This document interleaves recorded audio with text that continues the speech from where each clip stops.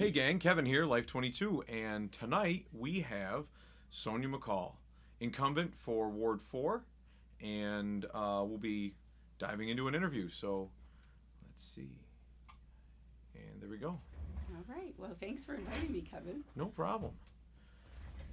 So we were having a variety of conversations, so I'm not Sure. sure where you want to start, but So I'd love to jump back into where we started, but I think we probably should start fresh, right? So I think you took over my alma mater. What was that? 2021, right? going in, yeah, this is my third year. I'll finish up. So yeah. Or third Well, third term. Yeah, no, second. Second term, Yeah, third year. I'm Okay. finishing up my second term. Okay. And so yeah, because I stepped down in 21, and then they did a whole bunch of fills, right? Yep. And they have So,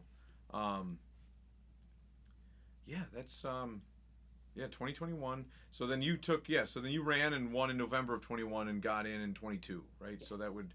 Okay, yeah, and then so you'll take office again in 26. Hopefully. And then so I haven't kept up on the current. I probably should call the Board of Elections and get the numbers. So is there anybody running against you? Yes, there Okay. is a Republican challenger, and Okay. so I'm hopeful that the residents. I mean, I know they see me out and about, and I'm responsive to them. So I'm hoping that they see that I'm doing a good job, and that they, that I think I have their trust, and really working to make sure I maintain that. Right. So that come November, hopefully, I'll be the alderman in Ward 4 again. Okay. Yeah. I was gonna say my wife said that. I think was it Jason Peters? Jason. Alan Peters, I think. Alan Peters. Yeah, I always screw because his dad's Alan Peters, Oh, and so I think he goes by Jason, which is his middle name. oh, could be. So, but she said he stopped by the house and he was running for alderman, but it was like a few days before like deadline, so you Yes. never know, right? Like, Yep. But then again, an alderman race is easier than if he decided to run for mayor at the 11th hour. You know, like that's 160 signatures. Like that's a tall order in a couple days. Yeah, and my theory is I go out. I mean, the way that Linda was such a formidable opponent there, right? Like I worked hard and I went to everybody's house practically, and so I think that people know me. And that's how I got my signatures. I didn't sit at home calling. I went out and I just went to people's Right. houses, and it takes me quite a long time to get signatures, not because people aren't willing to sign, but because people want to talk, right? And Right, they or wanna they're talk. not, or they're not home. Well, and then you or gotta, not home. and then you gotta come back to the neighborhood. That's my. Yeah, and I'm cool with that, but I think just going around and people really want to talk. They want to talk about what's going on here. They want to talk about what's going on there, and that's really what we're in office for, is to be able to help people to. I think sometimes people don't understand. When I ran the first time, people would tell me all the time they didn't know what an alderman was. Right. So trying to help them understand what an alderman is versus what the mayor is, what the job responsibilities is. Right. And I think that's a challenge, and I think we're going to, with the charter reform, if it passes, just go with the idea of councilman, because I think Right. people say, well, I know who my alderman is, but who's my councilman? Right, and there's still a disconnect, right? And anything like that's the PR. Like I know that people have been criticizing like PR that the city, the council, everybody kind of gives out, right? Like there is no real PR division, Right. So like how do you use a roundabout, right? Like you get all the Pennsylvania people coming in and then, like the city tries. Like I think what the city released a couple videos this last few years, like what the water plan is, what the sewer plan is. When I think Mary George may have spearheaded it when she was still there for the roundabouts, Yeah. and they had somebody driving the roundabouts and kind of explaining what you should do. And so I mean they do things like that, but it's like what's the reach? Yeah. Because what is it? A lie travels around the world before the truth gets its shoes on. Absolutely, and I think that we need to do more of that. I'm all for transparency, and I truly appreciate that Alderman Robinson goes home, he types up kind of what happened, and honestly, I was kind of thinking of that, and then when I was reading his, I'm like, I don't want to just copy him, so I'm like, you know what? I'll direct him to there, or I'll ask him, because he does an amazing job of just putting down his thoughts right when he gets home, kind of here, and really it's just facts. It's not even his thoughts. It's like, here were the PLs, here's what happened. Sure. Here's what we voted on. So, and I think just trying to put that up on my alderman site, Or even make just sure. sharing it. Yeah. Yeah. Just, yeah. Yeah, absolutely. So people know kind of what's going on, because I think, boy, I'd love it if people came more consistently. They've been coming recently, but more consistently Sure. to the council meetings, or watched them on video. But I go back and I look on YouTube, and we don't have that many things, and I don't think that everybody also knows, because I tell them all the time, you can go on YouTube and you can see this, and I try to put up links occasionally so that Right. they know There's where not. it is. Yeah. There's not a lot of people that like. I think I've talked about this on my show where I like. This is my football. Like politics is my thing, and so it's like I can't expect Joe, even like aldermen. Like I'm sure all the aldermen don't pay attention to all the county news. Like it's what I mean. Like you've got a job, and like that's like this is my hobby. So I love to just like I'll follow the county races. I'll follow this. I'll follow that. I'll go down such a rabbit hole with some of this stuff that like I can't expect the general public or even people that are slightly less involved. Like you guys are involved in the city business, so you guys got the city kind of wrapped up. But it's like, what exactly is the county doing? You know what I mean? Like you might not follow it as much as a county legislator would, but I wouldn't expect them to follow the city as much as. And well, and you did a great job, and I commented on it. You had done a great job kind of delineating mayor stuff, alderman stuff. Right. That was a few weeks ago. But you just did, and I think that that's helpful to inform the public, right. Because everybody tunes into something a little different. Everybody has a little more taste. So it's how do we, get the word out and capture to the largest group, because I think one of the things we're challenged by in the city, and people say, well, I didn't know that. Well, it was on the city website. Well, we sent it out in a water, bill. Yeah. But how do we... Some people don't get their water bill because they rent and the landlord gets it. Right. Or and so how do we get... Who looks at the back of their out? bill for the sweeper schedule? Right? Like they look at their bill and like, how am I going to pay this? They don't want to flip it over and be like, oh, I could also be fined if I'm parked on the street on Thursdays every other week. Like... Or that I could, one of the ways we could do a cost savings is if more people signed up to just have their bill electronic, so that, we spend like $3,000 a month just sending out bills and different things, right? Oh, yeah. So I look for, how's there cost savings? And, at this point in time with, being able to get things digitally, how do we save money? And it might seem like, well, in the budget, in a 20 million budget, or actually by the time we put everything together, it's like 29. But $3,000 a month builds up, and if you put that with something else, right? So how do we get the word out that you can do those things, and how can we do it more efficiently and more effectively so that people know more? I mean, I think not everybody wants to, like, you might listen to the hour or the 2 hours of the council meeting, right? Right, but I'm sure the IT guys can show you if you were to go to the city page. It's the same as mine. I can show, peak viewership. Like the average viewer listens for 3 minutes on a 10-minute podcast. And then it's like, okay, on a 3-hour one, the average person might listen to 15 minutes. And so it's like, yikes. But you still have people. You'll have one person listen to the whole thing. One person listen to 3/4, and they'll show you all that. And then they'll even show you peak times. Like, right in this part of the video is the peak. Like, this is when people really liked it. And I'm sure, like, the most recent council meetings, I'm sure if you go to the public comment section, it's like right up there. Like any of the most hot topic, the stuff that the news is going to push, right? It's going to be all those. You're going to see those trends right there is where people are watching it and whatnot. So yeah, and I think that we have to be more cognizant of utilizing the tools that are out there to be able to figure out these things and say, right. How do we reach it? Because I think that is one of the things that we hear consistently is, well, I didn't know. And they're like, well, it was in the newspaper, and we already know, the newspaper has a dwindling population that reads it and physically gets it. It's even less. Oh, yeah. Right? And so some of the things that we have to do, we have to publish. And I've been advocating, if we have to publish, what does that mean? What can we change it to in terms of publishing? Because if we publish it, and listen, Times Herald is doing their job. Local news is really important in getting the news out. Right. But how do we publish it so that most people see it, so they know, or that they know that there's we just had 2 public meetings to be able to talk about things like tax cap and sewer or water rates.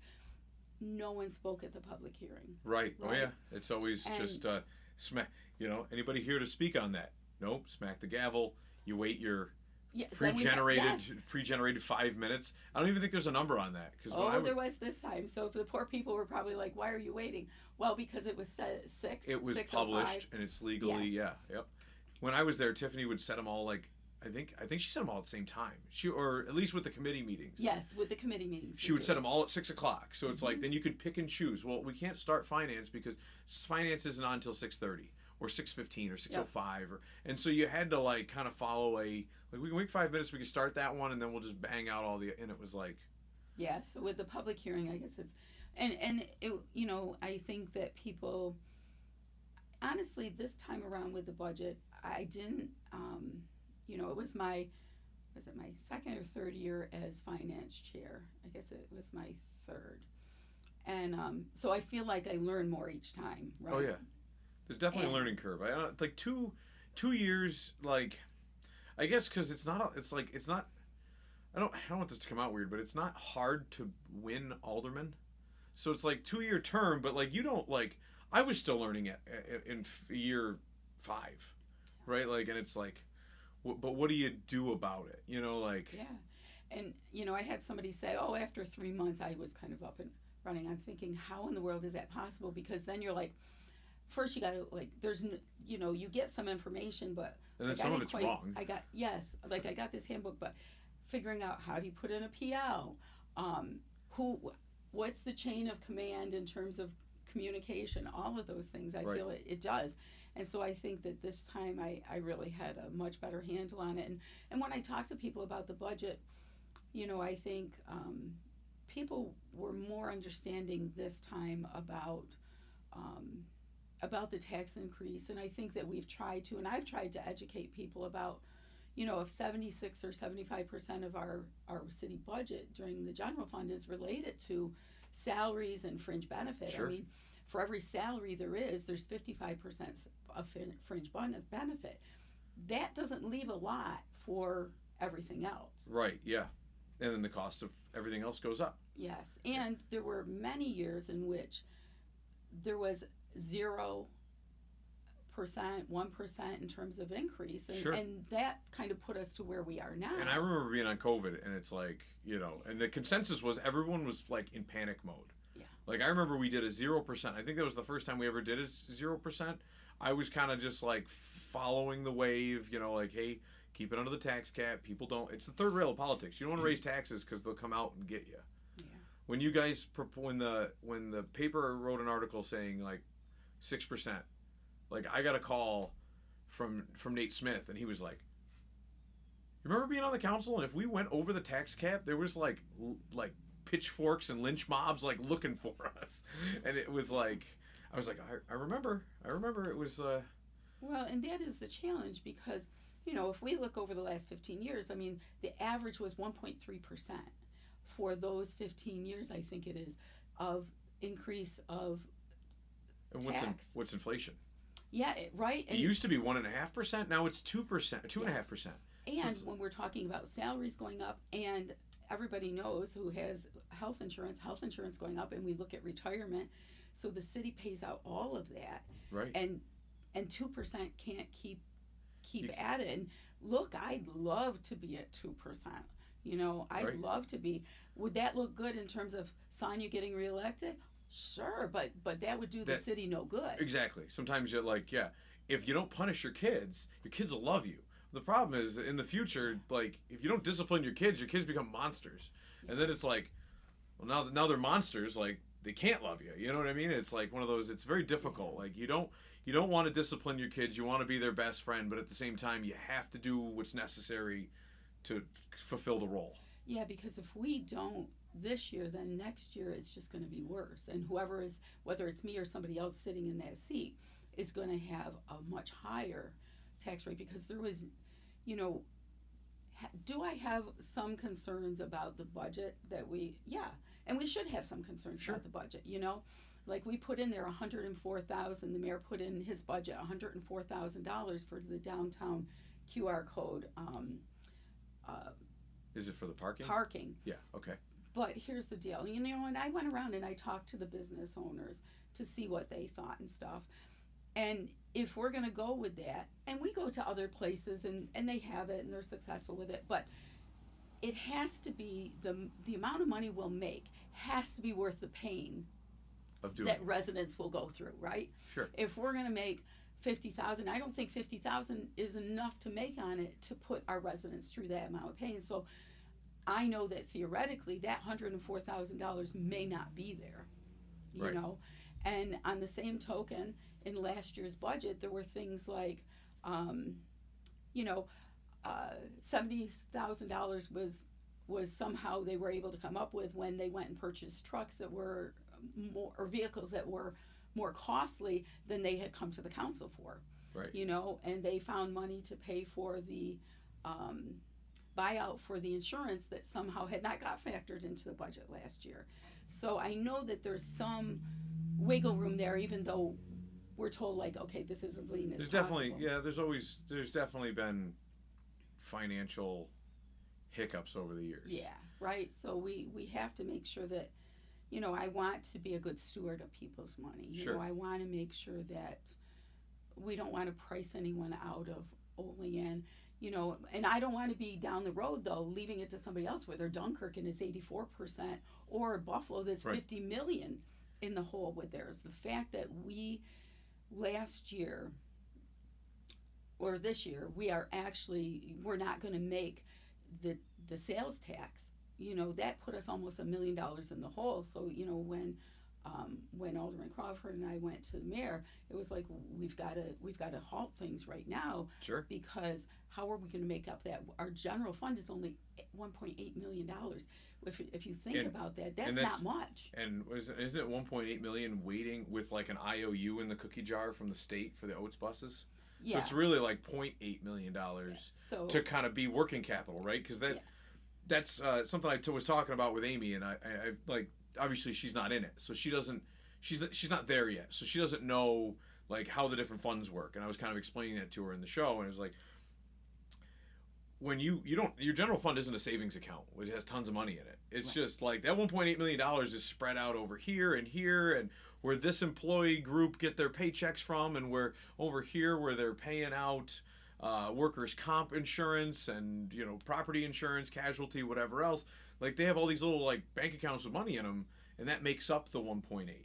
You know what I mean? And then some of it, that 1.8 is like, well, the state owes us 1. Or we have grant money coming in a big check, but we also were floating it for 3 years. You know, you got to float the whole project in your bond or ban or whatever it is, and then you get reimbursed. And it's like there's a lot of working capital. You almost need that $2-3 million reserve to have working capital to run it. It's like a business. well, and you do, and you know, also thinking about, you know, what happens if we had an immediate need, right? The goal is to have 15% of your budget. That's Right. what the city has down in the water fund, in the sewer fund. In the sewer fund, we're good. We got about $3 million in there. The water fund, we're significantly below that. And then in the general fund, we're nowhere near 15%, which is what we want to have in there in case we need it. Right. And I would want to keep building that sewer, especially with all the other, you know, the DEC consent orders, you know, with everyone coming to the council with complaints about our sewer and infrastructure. It's like, yeah, and I went with the mayor and Brad Camp, who was over the superintendent of sewer and water, to meet with President Seneca okay. and the other council members. And, you know, I'm hopeful to continue to work on that with everybody because I think that, you know, we can say, oh, well, it's X amount and this and that, but the reality is that any is not okay. And the problem is that when we have the heavy rain, that then it bypasses so that it doesn't back up into people's basements, which nobody here wants it backing up into their basements. Right, so you got to have something that can handle the flow. Yes. And you got to send it somewhere. Yes. But I think that there is still a lot of PR. Like, you know, if you talk to anybody, like, you know, my uncle used to work for the DEC, so I know a ton of those guys, and I'm sure like they can explain to you, like, when poop hits the river, like by the time it gets down to the nation, to Salamanca, like, you're not, like, these people come to the council and say, hey, I saw toilet paper floating. It's like, did you? because that stuff all kind of degrades. Like that, most of that stuff doesn't even look like toilet paper when it leaves your house. Like it hits the main sewer, so by the time it gets anywhere, and then it hits that pump station, like it's, you know what I mean? Like I think that a PR thing there is definitely was lacking. You know. Well, and I think transparency. You know, one of the things that we had asked is of the mayor and of sewer and water is on the city website. You know, put what we're doing in real time so Sure. people can see not just historically what we've spent, but what our project is. What is our plan? Not just the 2016 plan, but what is our plan to rectify it? Because you know, we also don't want anything backing up into residents' basements, Sure. right? Yeah. So, I mean, there's the potential for that too, if it doesn't bypass into the Or the if river. it, yeah, right, and or if it's taking too much, right? Absolutely. And so like we don't have a flow meter on that, so like there's nothing that the same way you don't have one on your house, right? Like you have a Yeah. meter for water coming in, they just assume water in, water out. So they say, Yes. you know, so to have a like some sort of like they just kind of take a best guess. The size of the pipe is this, the amount of rainfall was this. If the pipe was completely to the brim and like flowing at this velocity, how many gallons, how long was the rainfall for? It's really like a wag, right? It's Yeah, and the challenge is, you know, and this predates you and I on the council, is that, you know, in 2002, they had the survey done. right. You know, then they came back and they identified all these issues with storm basins, with homes and businesses being tied into the sewer. Not a whole lot was done on it. Right. Right. And then, you know, we kind of inherited that. And then, you know, they wanted to do another study. But I'm like, and we eventually, well, what happened is nobody really, the RFP went out, nobody was like, Bid hey, on it. right? Yeah. So we said, you know, and I was like, well, why would we have another study Just update the and one we spend have. $100 and some $1,000 when we didn't do what's in the first one? Why don't we go back and take a look and look at those storm basins and say, okay, what part is the city's? If the city kind of disconnects from the storm basins, you know, what's left? And then we go through and we look at the businesses, we look at the homes. They did the smoke testing. Why would we repeat the same thing, right? So I'm about let's Because if the work was done, you can verify it. Yeah. You can go there and be like, hey, we've got 6 problems in the street. Oh, 3 of them were handled? Good, we just have 3 to deal with. So I said, go out, take X amount per Right. month, right? Let codes go out, look at the houses and stuff. I mean, we would be way further if we had just kind of done that piece. Because I remember that was part of the reason we passed like the landlord rental inspection, because it allowed codes to go in and then and at the point of selling houses, like so when you see the infiltration, I always forget what INI or I it's whatever it is, it's the infiltration of stormwater and whatever, making sure that people's Yes. gutters aren't tied in. Yes. And I don't know how, because I don't know if that's actually like was implemented, but that was the discussion. We're going to implement this because of this, you know, to make sure that rentals are safe and to make sure that house sales have something from the city saying like, hey, we walk through them, and then it allowed us to satisfy the consent decree with the DEC. But I don't know how many times that's actually like, I don't know if that was, because then when we did the rental inspection, they came back to the council with this is what our checklist is for rentals, but I never saw one that was for the housing inspection.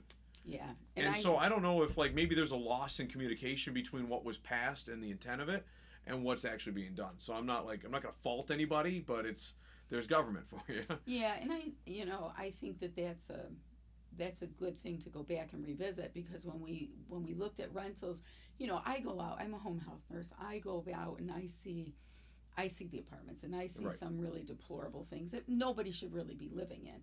You know, and so one of the push I want to have safe, affordable housing for people, and that means that we as a city have to make sure that landlords are accountable. Right. You know, nobody wants to live next to the house that is full of cockroaches, and I get calls on that, you know, Right. or, you know, I worked with residents on one of the streets because there was a house that it was in deplorable condition. Though actually the woman living there with her children had called me and said, you know, look, this is what's going on in this house. And I went up and I looked at it. I took pictures and I went to codes and I'm like, hey, you know, and they're like, and there's drug dealing coming out of it. And ultimately that house, you know, isn't occupied now. There were some arrests made, because, I always say codes know I'm going to go and look at the apartment. So if somebody is saying, hey, this is it, I'm going to go look at it. But the other thing is, we should be having those. And now it's on a, I would have preferred like a 3-year, it's on a 5-year plan. So that if you've rented your apartment for 10 years, it wouldn't have gotten looked at. Did that change? We just did it beginning of the year, in that ballpark, end of last year, I think. Okay. So I if must you have missed that one. Yeah, if you have an apartment that you've lived in for 10 years, guess what? If you're not moving, nobody was looking at it. Sure. Right? And that was the big put on the brakes. I know that like Tiffany's predecessor, she gave us a lot of like flack about it. I don't want you coming into my apartment. I rented the apartment. If you inspected it before I came in, that's fine. I live here. I have an expectation of privacy, and we got a lot of that. So that's why we did it upon. And so like, but that's just like any law, right? You pass it, and then you renegotiate for the other things that are going to work better. You mentioned they were going to work better, but no one wanted. They wanted to see how it would work at first. Well, and the problem there is, it was incumbent upon the landlords to call codes, let them know, like, hey, my person moved out. So I started hearing things like, you know what, so and so, this landlord is moving people in the middle of the night.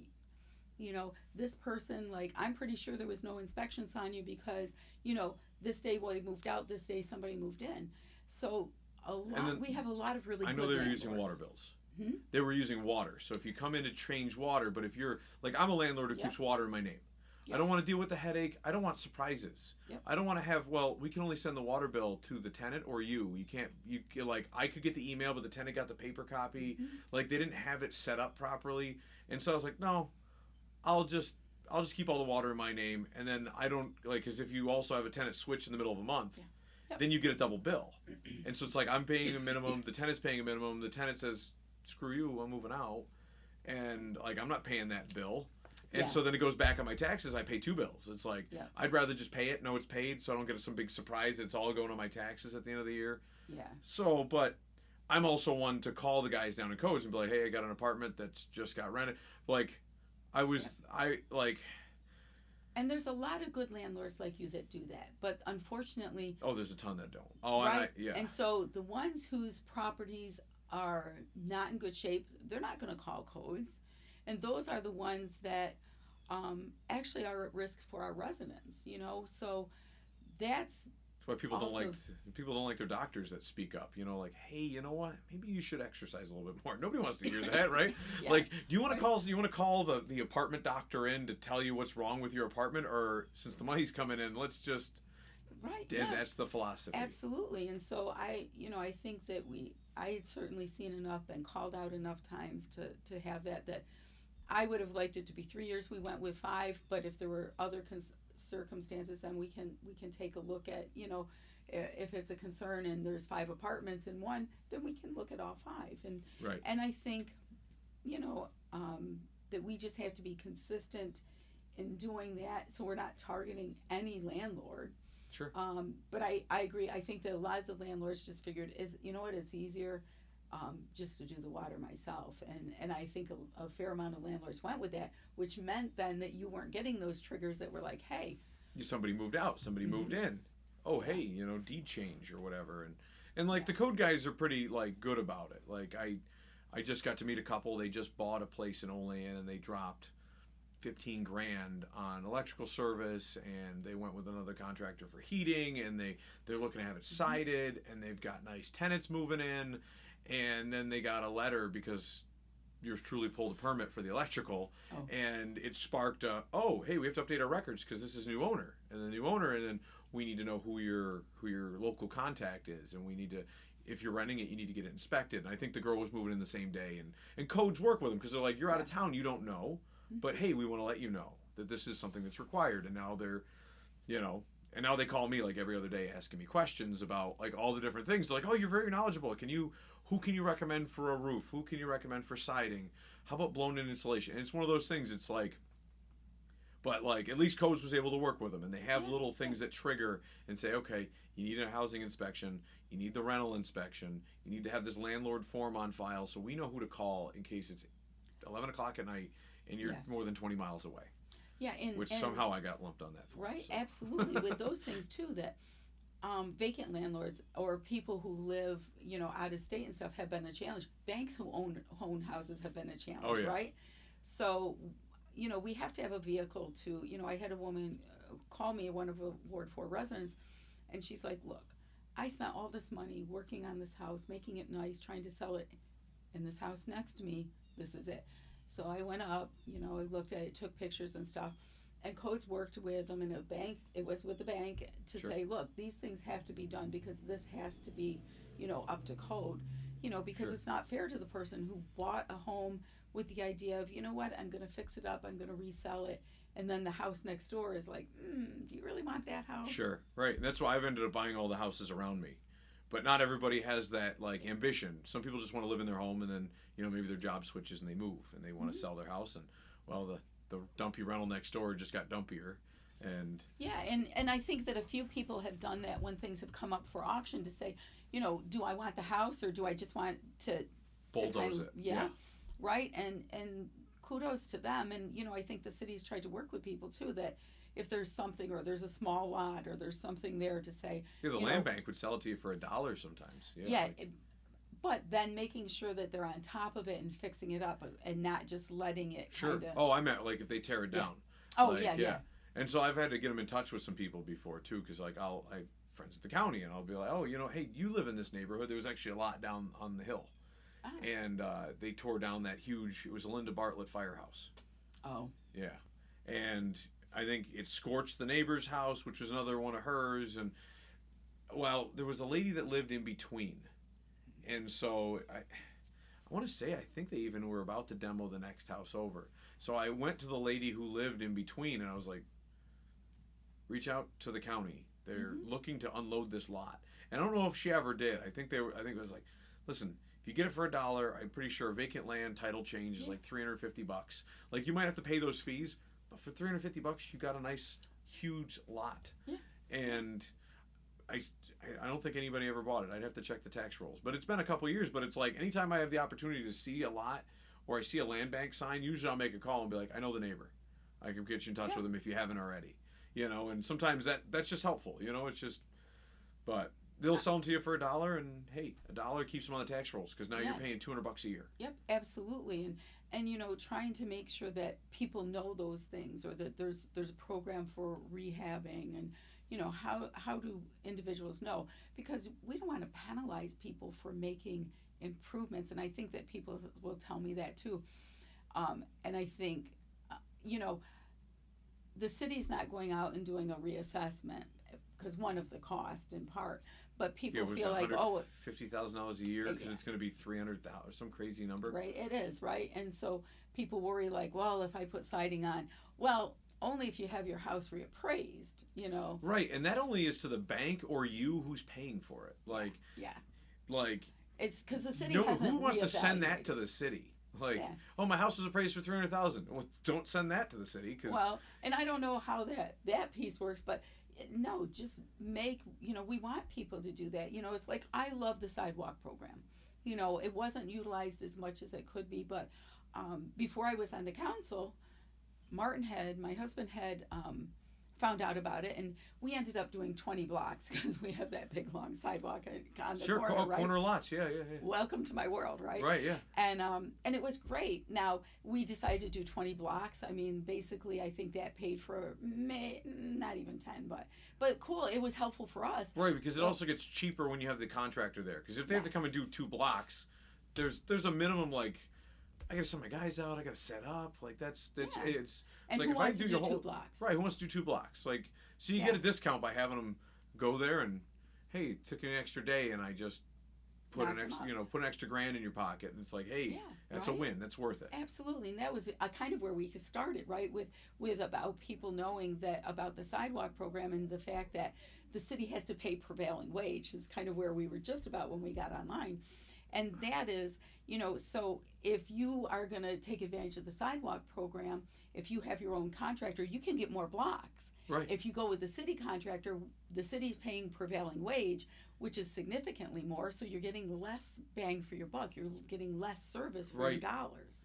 And then those guys got to pay their guys, and it's like, and I've talked to a few contractors in the area that are like, they don't mind coming and helping the city out, but it like sometimes it rubs everybody the wrong way, because like the business owner doesn't see any more money by paying his guys prevailing wage. Right, right. If anything, it creates like, well, when can we get more of those jobs? When can we get more of those jobs? And it's like, it costs a lot of money because there's a benefit package, and then you're competing with other people. You have to up your insurances. There's all these like risks that you take on as a business owner, and then you might not get all the jobs, or the city doesn't have that many jobs for you to do. So it's like, and it creates this little animosity where these guys are like, oh, I want rate work. You know what I mean? And it kind of like, it builds this like, I don't know, it kind of takes away from the camaraderie if you've got a good work team. Yeah, and it's the same thing with the tree program. Right. Which the whole thing about subways and the trees for me is kind of, I think that's such a hard thing for landowners, because we say, because you own it. You own it. You got to take care of it, but you can't do anything on it unless the city kind of it tells you it, so. Right. It's you can't park on it. You can't concrete it over. You can't blacktop it. You can't plant. You can't even plant a flower box. There was a lady on, was it right on the south side of the ward. Mm-hmm. She used to, right on 6th and Henley. She used to plant flower boxes. Yes. And codes would leave her alone when EJ was there, because he's like, well, it looks nice. And then, you know, obviously EJ left, and it was like, yeah, but it doesn't meet code. And so like, you can't discriminate against somebody because they made it look nicer, which is it's sad, but at the same time it's like, well, but if my place looks like garbage, like, who are you to say that that looks nicer? Yes. And that's where it comes in. So it's like, and because you have to be consistent. Yes. Right? There's fair and consistent, right? So fair is letting that stay there. Consistent means somebody else puts something out that looks horrible, and you got to be like, okay, you get to your cinder block yard art is a tripping hazard. Like, there you go, right? So with the trees, it's the same thing, though. You know, if you have somebody take down your tree, it's going to be less cost than if it's prevailing wage, and the city has their contractors their come arborists and do it, right? Yeah. And you know, and it's hard because that's probably one of the things I've heard most about is, you know, Sonya, look, I asked them to look at my tree. I mean, somebody sent me, it was all hollowed out. And then what happened was they shot themselves in the foot because they realized that they just tattled on themselves because they didn't realize it was their responsibility. And they took the tree down. They got the city's approval, and you got to get the city's approval to take it down. And, you know, and unfortunately, I think the city planted some trees that were not trees that should be planted where they were. Sure. And you know what happens is we see it buckling the sidewalks then, or buckling the blacktop, and that's a challenge. So I do think the city has responsibility in those pieces, and trying to, you know, how do I advocate best for the residents who come to me that say, look, I asked for this to be down before, and now they're telling me it's got to come down, but I asked 3 years to have it down. You know, right? Yeah. I say, well, find the documentation. You show me. I'll go advocate for you. Right. You know? I was one of the first ones to pull a permit because it was like, you're responsible. And I said, okay. So I went down after a council meeting. I went down, and they were like, we need to have a tree contractor remove it. And they had no idea either, because it just came down from the council. And there's a disconnect because not all those PLs get to where they have to go. Sometimes sometimes there's a procedure, and sometimes if it's new, it doesn't have a place to go. So I remember walking in and talking to the girls in DPW and saying, what do I do to remove these 2 trees in front of my house? They're like, oh, just get a contractor. So I called my insurance company. I said, hey, I need to add a rider. I need to be a tree contractor. How much tree work are you going to do? I'm like, if you have to put a number down, I don't know, like $1, because I'm doing it only at my places. I'm not doing it for anybody else. It's just me.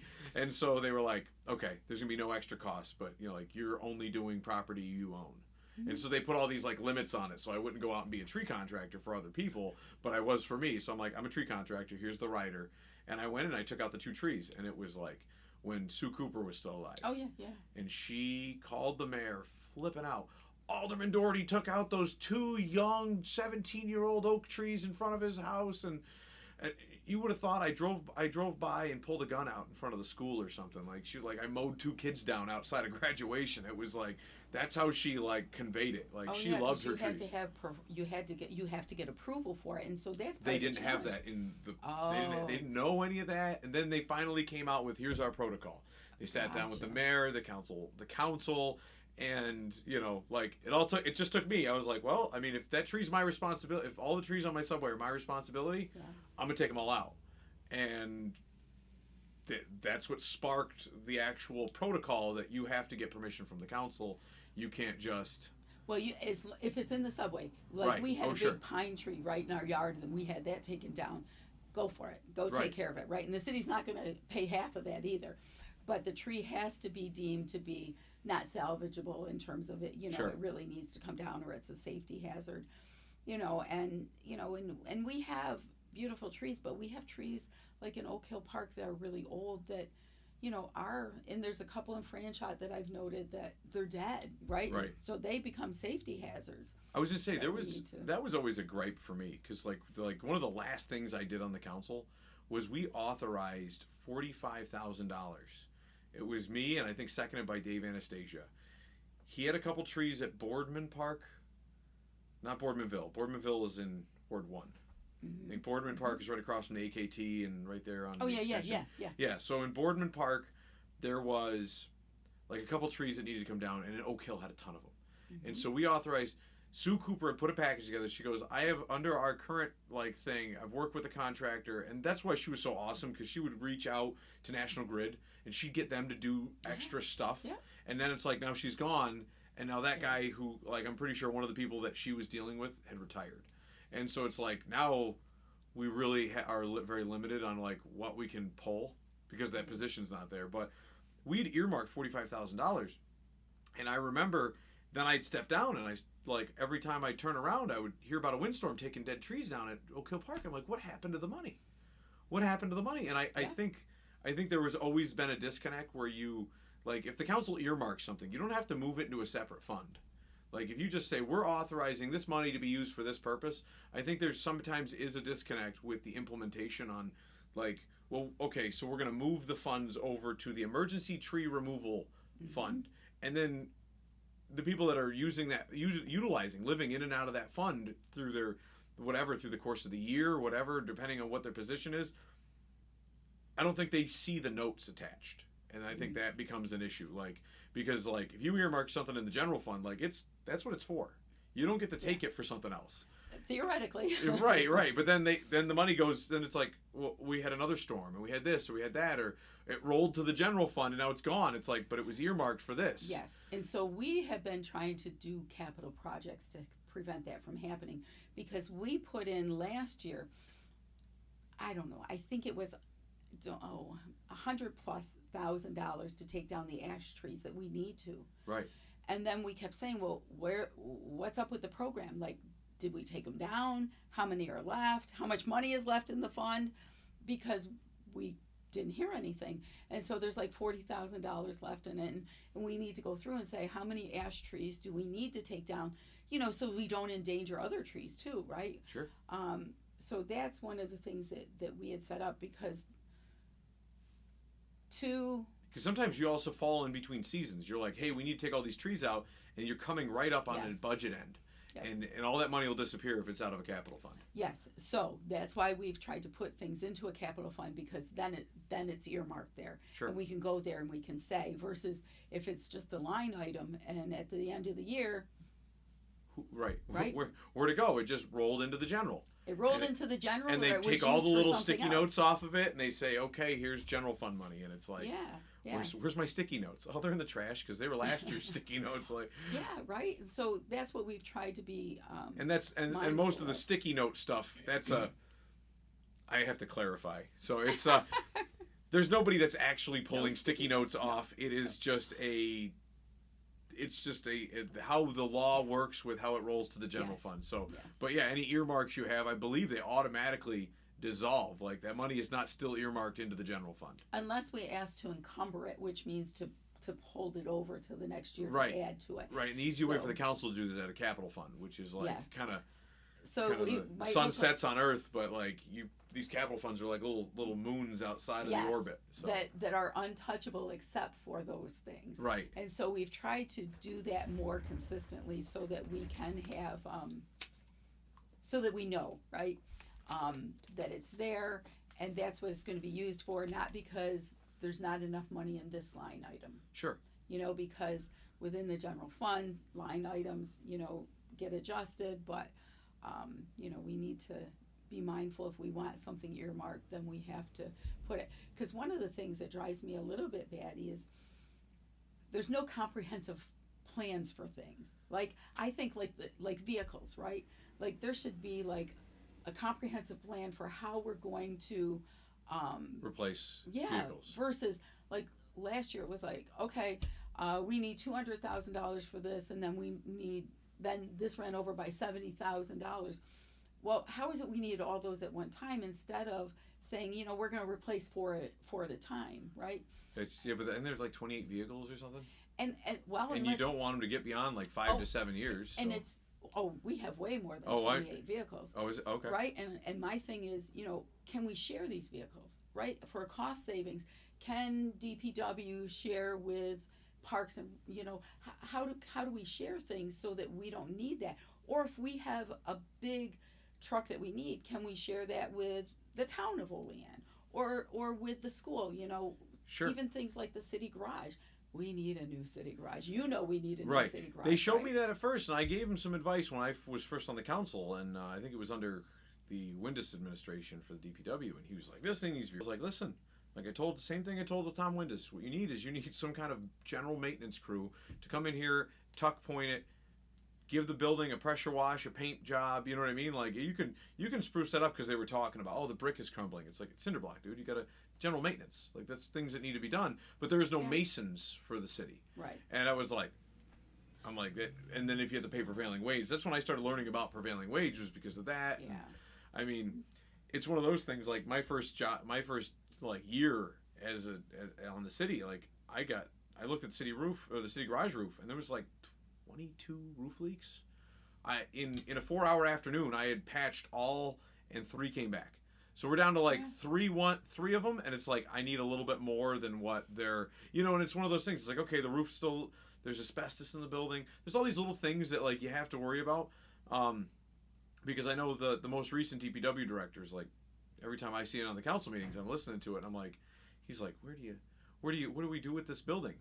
I said, come to us with a comprehensive plan for what you want to do with it, versus thinking the council's not going to do that. Ours is about policy and where is the money.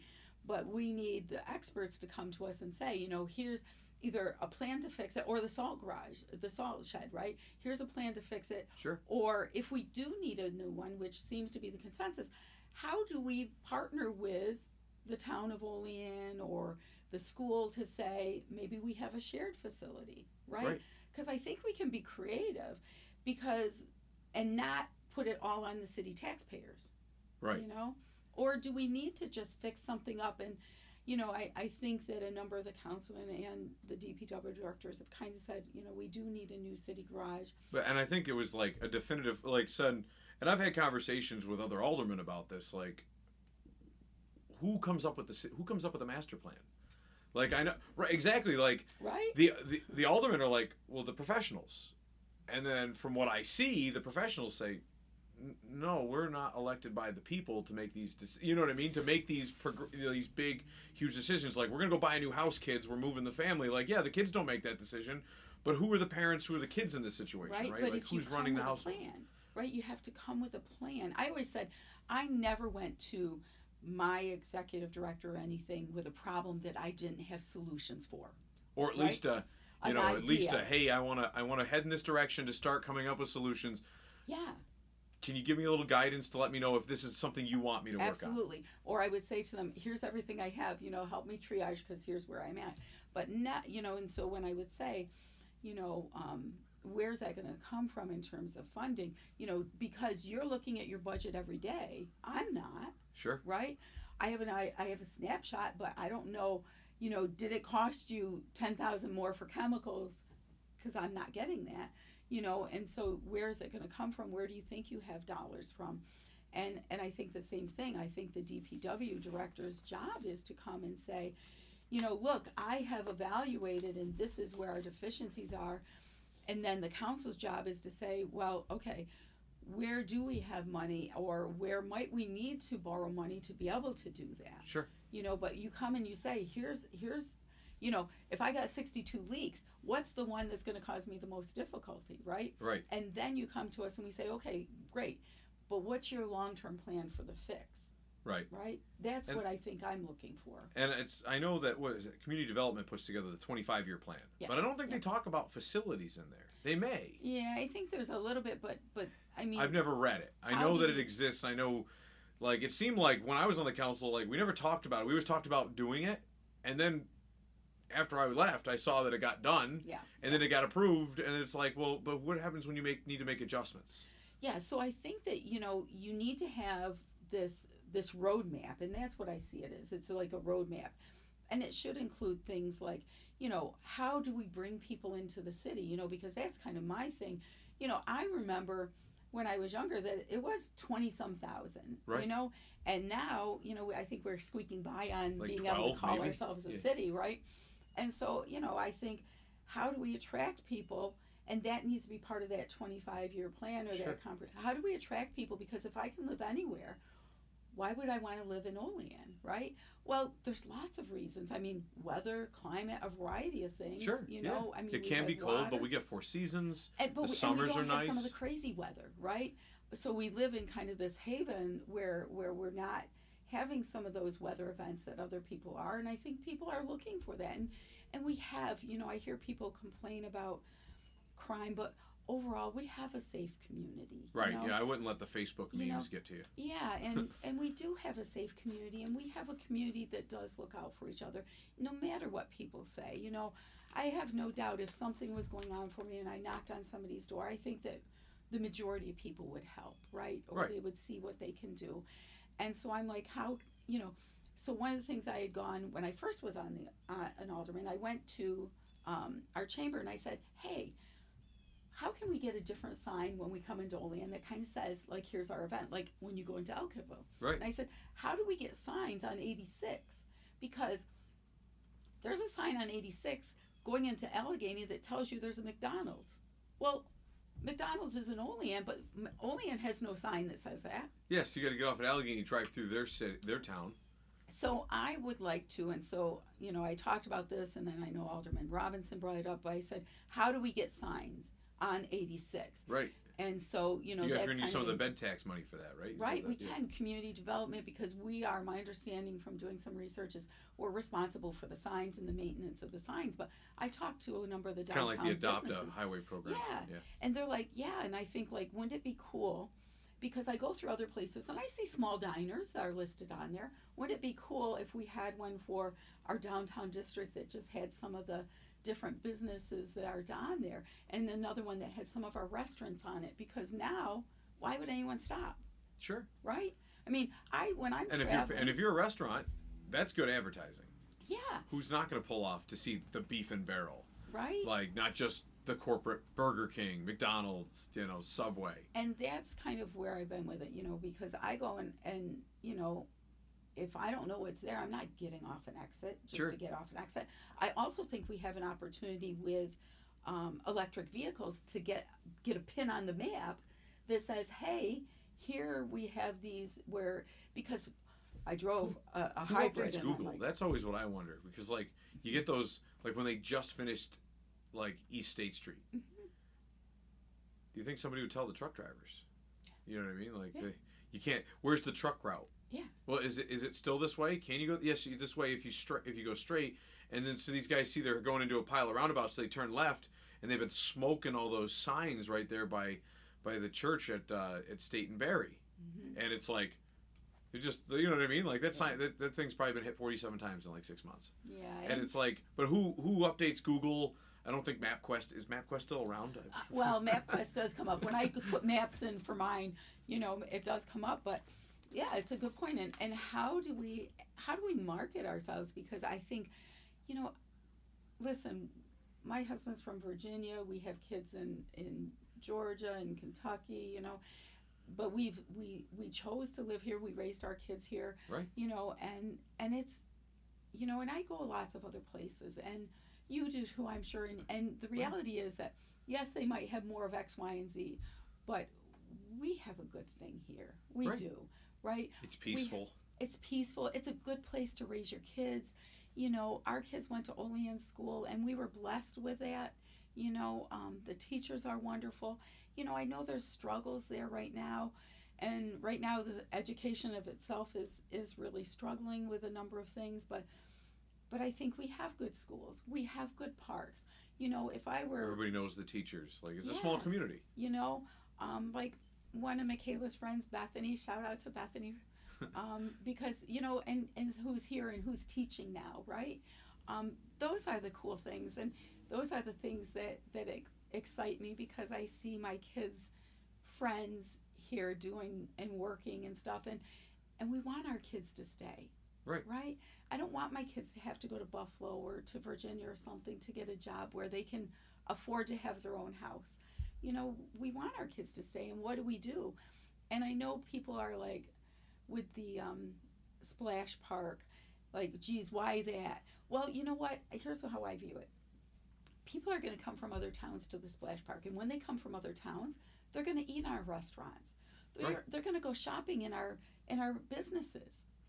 So if we are at a break even with that splash park, kudos to us, because I see it as a draw for the businesses, because our businesses need the city's help to maintain. We don't want to lose more businesses. Right. You don't want to have your business. I'm a small government guy, so I want police, fire. I mean, I grew up in a town in Connecticut that had volunteer fire. Mm-hmm. So it was just, but if you know what I mean, you take the three, and you want level roads for commerce. Yes. And nobody wants to come to your shop if every time they come through it's like driving on 86. Oh. How about that, right? And you know what happened? We asked to say, hey, will you send something to the state saying, look, these roads, nobody wants to stop in Olean. And guess what? We got some they do, because they have to fix their flat. Well, their tie rod broke. Well, and so, but we got some of that going on because, actually Alderman Robinson brought that up, and we all said, hey, can you send a letter to the state just saying, look, we need to have this fixed. This is horrible. Right. And so they came out and started fixing things. And, so I think it's like that. What do we need to do? And how, as a council, talking about businesses, and that I looked and I said, when I go through some smaller towns, I think, like, how can we model that here? I see people walking all the time. So I got together with a few of our locally owned businesses, and I said, I left one of them the other day, and she was like, I gotta go. And she was heading off to your meeting. Right. I said, what can I do? And so I said, well, I can't invite all the businesses because too many, and you just can't get things done. Right. So I started with invited 6. And I said, what can we do? What can we do to get more foot traffic? What can we do so not another downtown business closes? And so we brainstormed, and we had 4 businesses moving up to the corner, right? One new that came from Portville, and the other 3 were relocating. Olean Wellness, Kaleidoscope, 2 Sweet Desserts, and Color It Creative, right? So we said, well, you know what? We'll have a Shop the Block event, May 3rd. Everybody come out, Shop the Block. And we're going to say, come see the new businesses. Come visit them. While you're here, come hang out at our other businesses. Sure. We're going to have a raffle. And I want to tell you, we are so blessed to have the businesses that are hometown businesses, that when you go to them and you say, look, this is what I want to do, every business I went to was like, yeah, we'll give you a gift certificate for that. Right. We'll give you something for that. So I'm going to have this great basket that is still in the works, but every business I went to said they would donate to it, give me a gift certificate or something. And by the time I'm done, this basket's going to be worth hundreds of dollars that somebody is going to win. And if you go to each one of the new shops, the 4 new shops, you get 4 chances to win. Right. How fun is that? And then working with another, shout out to Beat City and Connie for creative ideas she has, and I won't steal her thunder about it, to do something else that's going to bring some really cool things into downtown for that. And so this won't be our last event. We'll look to, I said we might have an oldies day or an oldies night where, because businesses were like, hey, we've been here 10 years. We've been here 33. Yeah, let's do something for them too. And how do we create more buzz about it? Right. And I try to go around once a week. I was a little slack in the winter. and go to different businesses and introduce myself and, you know, and or remind them who I am, right? And then take pictures, and I post it up on my Alderman site. I post it up on my site to say, hey, you know, I just went to Color It Creative. They have so many cool things in there. But I went into 3 stores last week, posted up pictures, and sometimes if it's the employees, not the store owner, they might not know who I am, and they're kind of like, because I'm like, hey, I want to take some pictures, and they're like, well, let me call and see. Right. You know? Restaurants are usually that way. Like, yeah, and the I'm health like, department? I won't get pictures. Yeah, right. I have to reassure them I'm not. This is just the alcohol board. They're pretty bad. I was gonna say I lived in San Antonio, Texas for about 8 months. And one of the cool things about working down at the end of the Riverwalk. Oh, love the Riverwalk. Right. So at the end of it, they have the Blue Star Complex. And they have, it's been forever since I've been down there. It's been over 10 years. Almost 15. Anyways, there was, Joey Villarreal he owns Joey Blues, which is a little like, because of the way their liquor licenses are set up, he had to own this little liquor shop, and then he had a brew pub. So you could brew on site, and that was one of the restaurants that I worked at. I tried to get my foot in the door doing brewing, and cool. You know, bartending, waiting tables, stuff like that, working in the kitchen, brushing up on my Spanish. Yeah. But those guys were awesome, and they did, it was called First Friday. It's the first Friday of every month. The entire complex, it was this big parking lot with an L shape, and then people within like 6 blocks. They had all these little diners, and they had these ice houses, which an ice house in Texas is just a vacant lot with a trailer on it. And then they put down wood chips or gravel, and they set up picnic benches and usually a stage. And the trailer is usually outfitted to either to cook with beer coolers in it, and so you can just kind of like sling mini tacos and hand out beers. Obviously, people are paying for it, but they're gonna sit down and they're gonna like. You come in, it's all gated off with a little picket fence, and you just come in and it's like, cool. I get to catch. I just went shopping down the road at the new, where they had an art gallery in the complex, and the downside is like Texas is like they're strict on their booze laws, but not as strict as New York. And so it kind of made it like exciting because you were able to like kind of like you could walk out of the ice house and walk down the street, finish your beer. They had trash receptacles on every corner so you could throw it in and then go to Joey Blues, or you could, and then they would always have a band in the parking lot. Joey would always pay for the band, and it would sit in the parking lot so he didn't have to like waste table spots, and we were booked. People were making reservations like a month in advance. Like, well, and I don't want to steal it, but sure. We are looking to model something after First Friday because First Friday is actually the title that we're. Oh, okay. So yeah, so isn't that funny? Like, right? So I'm excited. I may have said something to Colleen over the years about like my time in Texas, and maybe because she's right next to that vacant. Yeah. Little we call it, what is it, a bucktooth is what they call those little lots that are. And like I always told her, I was like, it'd be phenomenal if you bought this and turned it into an ice house. Well, we have, and Connie came up with this super cool idea, and we've been meeting, and so I'm not going to steal her thunder on it because I respect her coming up with it and being passionate about it and being passionate about, those are the things I'm passionate about. How do we keep what we have? How do we enhance what we have? And ultimately everybody wins, right? Because if you don't want it, and like maybe you're an introvert, right? You'd rather just stay in your house. It's like, okay, great, you can stay in your house, you can choose to do that. But if you want something to do, there's something going on. Because we want to. And I think people don't realize that. People say to me all the time, I don't think they realize that Walmart's in Allegheny, and so the tax money doesn't come to Olean, Right. So how do we take our businesses? Because ultimately the tax money... I can't remember who I was talking to recently, within the last few days, was telling me that it was because of older councils. They blocked Walmart from going in where the... Applebee's and Walmart from where they were going to go in. Walmart was going to go into the mall, and then eventually they were going to go in where the down over by where the Hampton is, by Dresser. Oh yeah.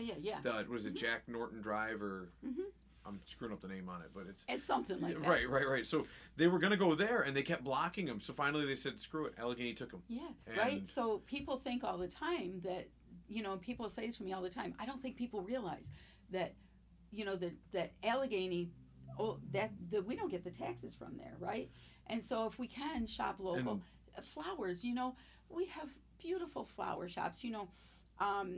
Two Sweet Desserts bought flowers from who's right next door? Uptown Florist. Uptown Florist, okay. And 2.5 weeks later, those flowers look just as fresh as they did. Tell me you can get that at a Walmart. You can't. No. You take it home, your roses look like after a couple of days.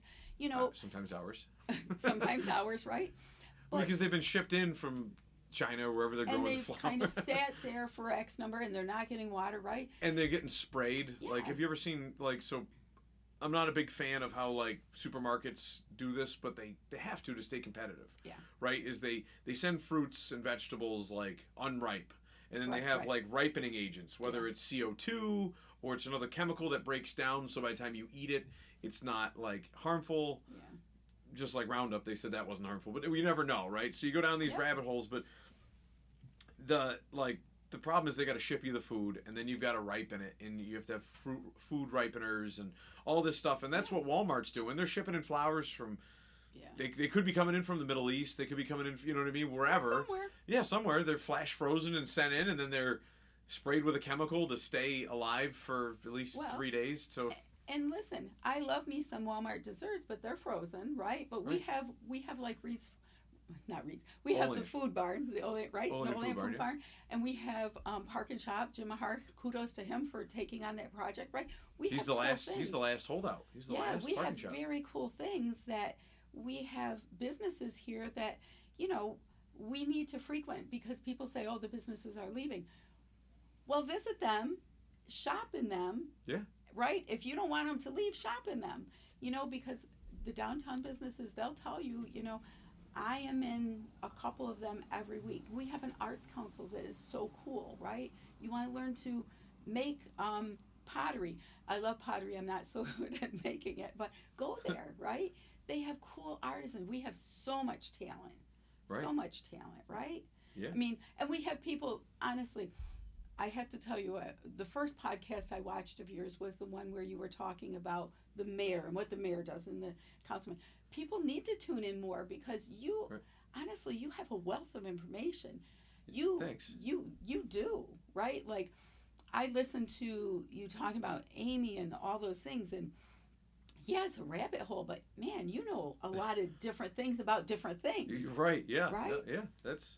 And you own a business, right? Utilize our local businesses. Oh, yeah. And I had a storefront business. I had that coffee shop for a while. And that, man, you have to sling a lot of coffees. And people are like, oh, you have to compete with Tim Hortons. I'm like, only because people are so impatient to get their coffee that they have to go in line. But then they don't have a problem going to Tim Hortons. And stay 16 deep and 16 deep and you wait. Like, man, how many of those people lose their jobs because they're waiting at Tim Hortons? I would think, like, if you get there and you're running late, like... Or even if you're just on time for work, you're like, I'll be on time. I might stop for coffee.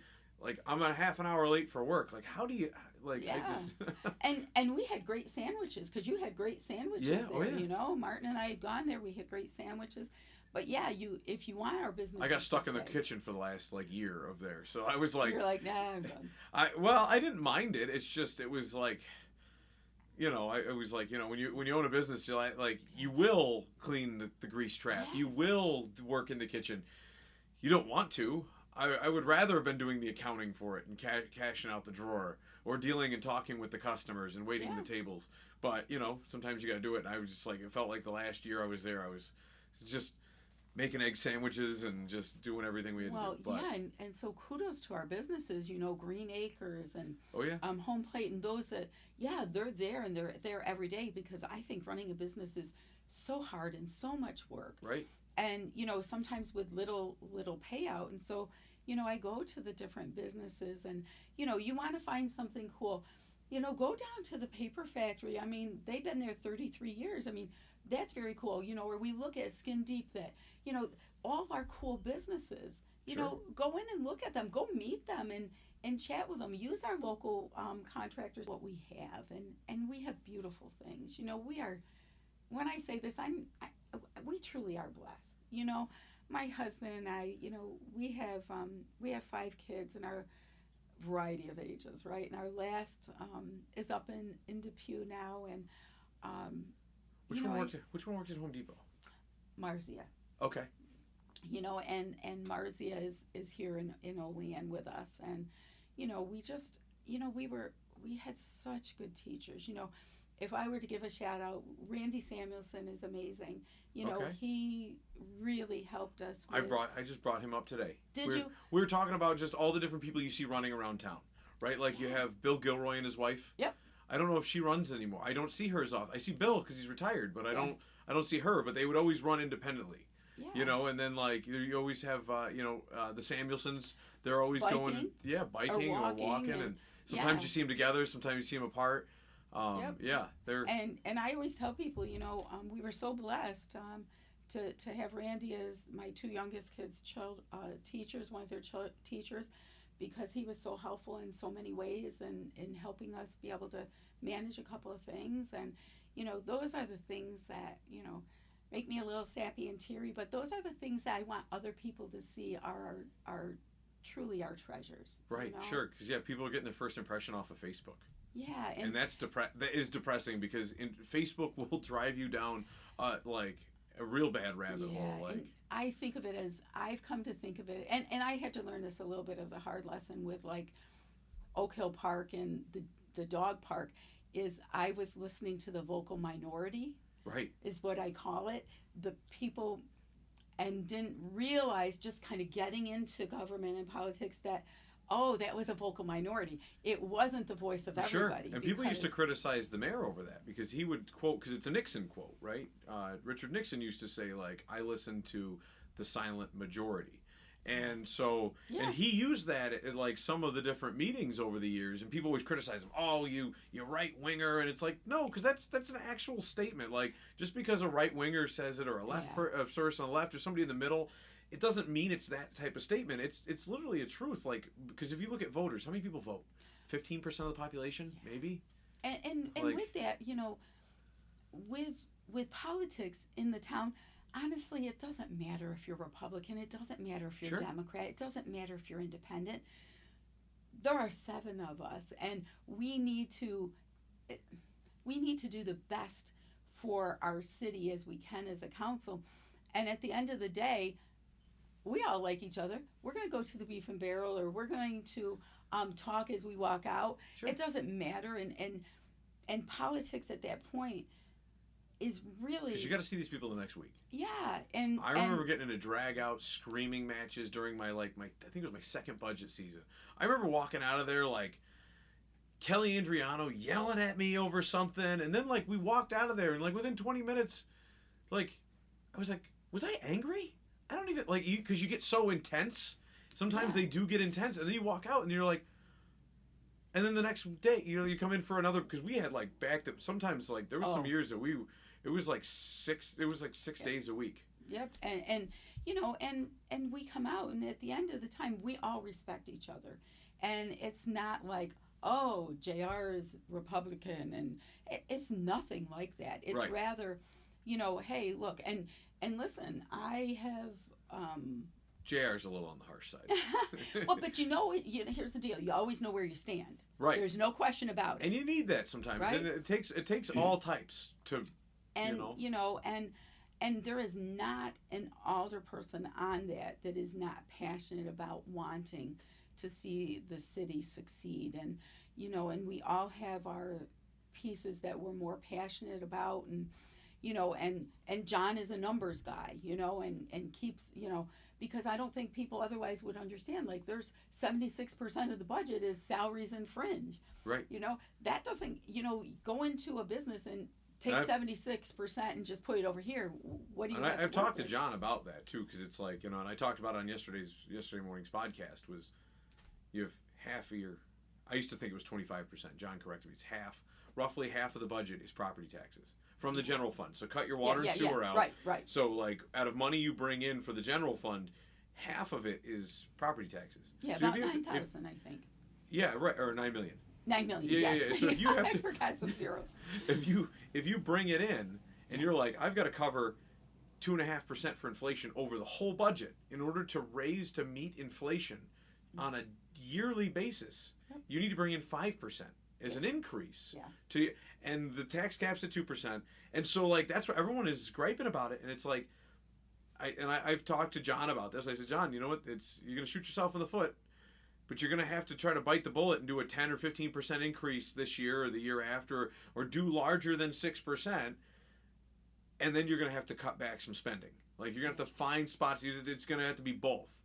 And we've looked to do that. You know, I think that we've I know Dave is cringing watching this, by the way, because if you raise Dave's garbage stickers by like 10 cents, I know he well, and you know, I think his focus is on a certain population and being mindful of that, and on the other hand, I'm aware that we need to be able to take care of what we have. Sure. You know, and I'll give you an example. You know, our police budget is, I think, about $4.7 million. I think our Fires 5.5. Well, 6? no, I think it's 4.3. I Is think. it? Okay.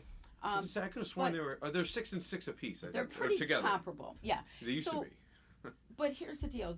You know, I was with a patient and honestly thought he had a stroke. You know, I waited 30 minutes with him before by the way, let me preface this by saying I have the greatest respect for volunteer fire departments. No one can work harder and be more, just more altruistic, quite honestly, than volunteer fire departments. But I waited 30 minutes, and all I could think of is, oh my God, thank God he didn't have a heart attack. Thank God that he was breathing, right? Because I waited 30 minutes while waiting in another town, not in our town. Look, in 2 or 3 minutes they would have been there, right?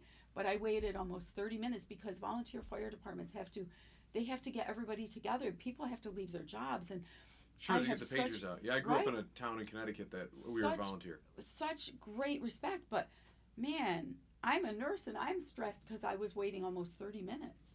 So the only thing I do point out to that is like, because police officers are also like in these emergency situations, right? Mm-hmm. It's not fire, but it might be a domestic violence. Yeah. Which you would think that more like medical emergencies would happen, or just as frequently happen on duty as a police officer as in a fire situation where there's smoke inhalation, things like that.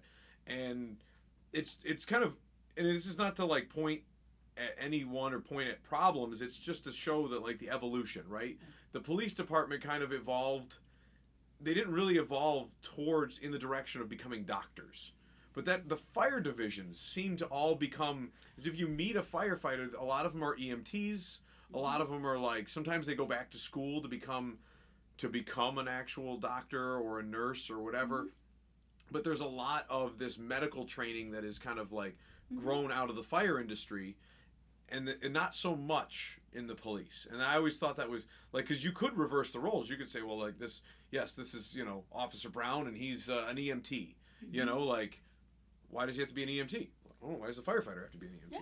Yeah. So it's, you know, it's one of those things. So like, but then you would also be waiting for one of the private ambulance services to show up too. So right. So I truly appreciate and I have great respect for the services we have, and at the same time saying, how do we be more efficient with them, right? Right.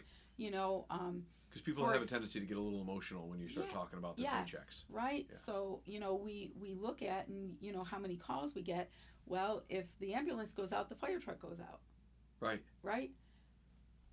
How do we maybe be more efficient with that? Because I'm going to bet that it costs a pretty penny to take the fire truck out. Right. Right. Like gas is not cheap. Right. Right, and I don't know. I guess I don't know their contract like that, so I don't know. So we look at that, and I think we have to look at, right, if our largest percentage then is that, how do we look at that? And we've said from the beginning, I've said, how do we be more efficient? You know, instead of if somebody retires, just replacing them, let's look and see, do we need that job?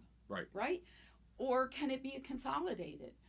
So I'm not saying, hey, get rid of Jimmy or Johnny or anyone. I'm saying, you know, how do we, you know, at my job, we would do time studies, right? And say, okay, how much of your time is allocated to this? How much is allocated to that? You know, and maybe we do need that position, but when that person retired, that was the time to look at it and say, do we need it? Do we need it? Right. Right. Yeah. Because if we know 70%, you don't want to do it while someone's there.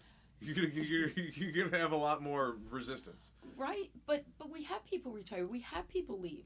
Let's look at it and see if we really need it, because here's the deal: there are positions that aren't going to be filled in fire and in the police department, because if we filled those positions, we would be probably 12%, right? Right. 10% at least. And so what we've said is, well, how about if we know people are getting ready to retire, or we know people are going to make a lateral move or something, can we start the new person Right. a couple months before and have a transition phase? And can we pay them a training salary versus bringing them right in Right. at where the starting salary is? So I think there's some Right, ways as a to full be, fledged, they're fully yeah, trained. because Like, because you got to go to training, you got to do right. X I and have that Y. with we call them grunts, right? They come in and like they might know a little electrical, they might know a little plumbing, they might know a little HVAC. Yeah. They can pick up something, they can carry parts, they can run to the store, they have a driver's license, and that's pretty much most of them though. Like most of them, like they can turn a screwdriver and they can drive to the store. But it's like they don't make what a technician makes, because a technician has years of experience, they can diagnose stuff. You know what I mean? Sometimes everybody needs a hand, right? Everyone needs to call tech support, Hmm. which is it's one of those. But if I'm going to pay for your training, Right. maybe then you start out at this lower salary. So I think that there is some ways, and that's one of the things we've asked the mayor to do, is to look at positions, particularly by attrition. Do we need them? And then if we're going to have, people coming on and they're going to go into the fire department and they're going to have X number of weeks or months training. Right. Can we start them at a salary that's not step one, so to speak? You know what I mean? Right. Yeah. It's Because any then, career is gonna be we can have tough to that learn. transition period where we're not going without a fireman, because we know that Jimmy's retiring in July, but we can start somebody now so that come July they're ready. And it's not so cumbersome to the budget, because you. Yes. Yeah. Because I think there's Because now you've creative got two ways. people making the same, or well, not Yeah. the same, but similar. Yeah, right? Yeah. Because I think we can be creative that way, Yeah. right? And I just think it takes some thought, because I go back to, there's no comprehensive plan for like vehicles and vehicle replacement. Like there's no comprehensive plan for the parks, right? We know that we need to do these things, but we should be having a 5-year plan within the overall comprehensive plan. Right. And Because so I having think we and would having those save money. conversations though, I think those conversations need to be had, because I think there is a miscommunication. Like who Yeah. develops it, right? Yeah. Like the 25-year plan talks about where only wants to be in the Yeah. future. It doesn't Yeah. talk about where they're moving the city garage in the future. Yeah. It doesn't talk about what's going on with the airport in the future. It doesn't talk about water like infrastructure replacement. Mm-hmm. And that's always one of those things, right? Like we got all this money to go down West State Street because our goal is to touch the infrastructure. Yes. But like every other project that happens with the city, like when North Union Street was being done, I think I got on there in the tail end of it. Mm-hmm. Like they were just cutting the ribbon the year I got there. But it was like the entire purpose of the project was to take and redo all of the infrastructure. And it's like all this, like there's spots where they didn't have the money, where they tried to cut things out, and now this project had very minimal infrastructure. And it's like, well, that was the entire reason. Like beauty Yes. was an added touch. It was like a hey, thumbs up, but the infrastructure is more important. And they kind of like lined a couple sewers, got people by, and then did the beautification. It was like, and it still ran over budget. Yeah. And it was like, but you Yep. missed, and it like you missed the plane. You know what I mean? Like, So the ship that's sailed. where we had put a PL through recently that said the infrastructure won't be touched on the project. If we have to cut, it's going to cut from someplace else. It's not going to cut from the infrastructure, because that's the problem. People all the time are like, we need to work on the infrastructure, and then when we talk about the West State project, people are like, well, why do you got? Well, here's the deal.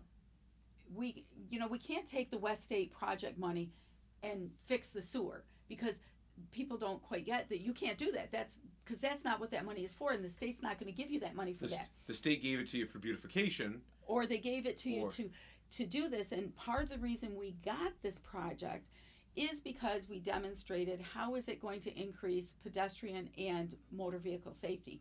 And no matter what anybody likes to think, if you look through the United States and you look at the research, it says what increases it? Roundabouts increase driver safety and Right. pedestrian safety and bump outs. And by the way, I hate bump outs. Absolutely hate them. But do Oh, I I hit 'em all the time. understand? Yeah. I understand why. It decreases the space between where people have to Yeah, walk. curb diet. Yeah, Right? you give it a road diet, and people go slower. If you have widened streets, people go faster, Right. and then I get it. So I get it, and I get why people are like, well, why do we have to have it? And Because DOT has to sign off on every road project. yeah, and you have to show how are you going to improve something. If I wrote a grant for a homeless program, not in for the city, mind you, in my previous job, so I want people saying like, because before I know it, people will be like, oh, Sonya's bringing all the homeless Right, here. right, right. No, Sonya's not. We have homeless, but we're trying to, make better. But in my past job, when I would do that, is you had to demonstrate, if I have this program, what's the improvement? What are the goals? What's going to be better because of it? And Right. right? And so that's what West State has to say is, how is it going to improve driver safety, Sure. pedestrian safety? Yes, we're going to get our sewer pipes done, and that's what we want, because no one wants $20 million attached onto the city's budget, or Sure. us to go and get a ban or ban bond, for yeah. $20 million Right. that's going to cost us a gazillion in interest. This is a way to get what we need. Sure. And they're paying because you got to open it anyway. So now you got to put it At a back minimum together. cost. So how Yes. can you put it back together? Yep. And it's like, okay, well, this state funding is for this, but at least it allows us to put the tarp on it. Yes, You know what I yes. mean? It puts the You know? the final cover on it. And so I think part of it is, again, about education and helping people to understand that we can't take money that the state gave us, or the federal government or whatever, for a road project and put it on the sewer. Right. Right? And we can't, take this money and move it there, because that's not what the grant was for. Right. And you have to do certain things. If I wrote, I was actually really pretty successful at grant writing, but if I wrote a grant and I didn't put in there something new or innovative, I didn't get it. Right. Right? If I didn't show how I'm going to improve people's lives and stuff, I didn't get it. Sure. Right? Yeah. So I think that we can do a better job of just educating people too. So I try to put some things on my website, and even at the meeting. And I want to say, I appreciate everybody who's come out, who's been passionate. It's not always easy to hear, as you probably Oh, yeah. sat on the other side. It's not easy to hear. And, and social media is its own animal in terms of things. But educating people to say, look, when you come in and we don't say anything, it's not because we don't care. It's not because we're not listening. It's because that's the public's time to talk. It's Right. not a dialogue, and I think that's hard for people because And then if you conversate with one person, now you've got to conversate with everybody, and these Yeah. meetings have a deadline. Like, well, no one to a and it's degree. not- You don't want to be there till yeah, and If it's you guys not continue- ours to tell people, you're right or wrong, or that. It's ours to listen and then to take that information and see what we can and do. compile it with everybody else's information, because you might get 20 emails for Yeah. every one speaker. And an example is North 12th Street, right? There was a proposal to make it non-parking on North 12th Street between like 7 a.m. and 4 o'clock or whatever it was. Right. Well, guess what? A number of residents came and said, hey, look, it's not the whole street that's an issue. It's this corner. It's this block. It's this, yes. And guess what?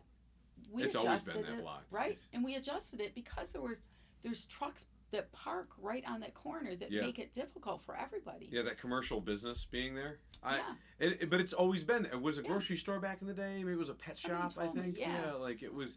It's been a series of commercial things, and it's like, it's just a. I would never want to buy that as a commercial business Yeah. building, because it's just there's no parking. Yeah, And it's I have a hard. tendency to buy buildings that have no parking. I'm a glutton for punishment when it comes to that. So we talked to them and we listened and we adjusted the PL, and now it's only the second block. Right. So, we do try. I don't think there's a councilman, and people I think don't realize, we all, with the exception of Dave, who's retired, and he did his time working as a state employee, the rest of us all work full time. Sure. Or work full time plus, right? Right. And so we all have jobs, and so we're doing the city's business.